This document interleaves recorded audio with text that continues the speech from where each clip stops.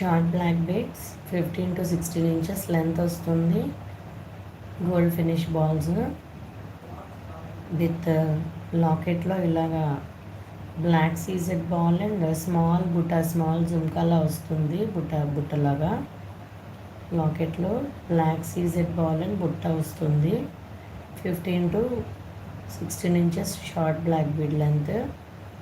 ఇలా మీకు small gold బాల్స్తో బ్లాక్ బీడ్స్ వస్తాయి.